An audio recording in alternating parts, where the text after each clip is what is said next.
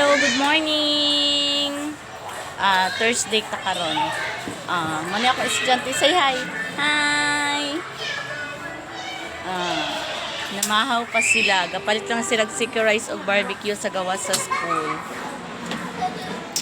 Aroy May? Aroy May? Aroy?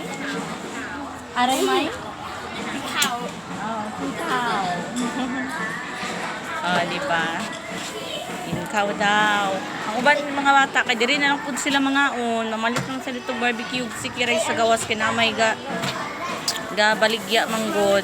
Nga pati mga teacher, kaya dito na lang po sila gapamalit. So karon holiday mi, walay klase o ugma kay ang karon preparation para sa big day ugma sa sports day. So kami nga team yellow green magkuan mi asikaso mi sa mga bata kung sa ilahang mga props, magbuhat dumi og props karon. So medyo busy jud kaayo ang school na mooro, no? As you can see, mga teachers kauban ng students kay karang nag-prepare og mga needs. Tapos nag-ready na pod ang amuang banda para sa flag raising ceremony kay with all the banda ang flag raising diri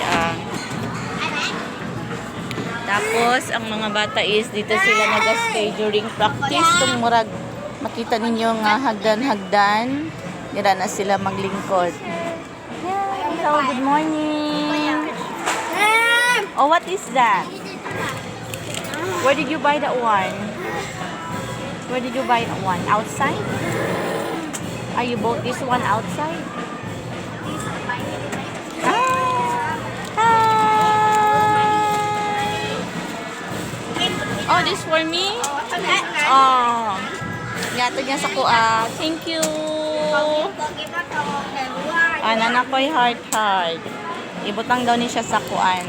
Sa sinina.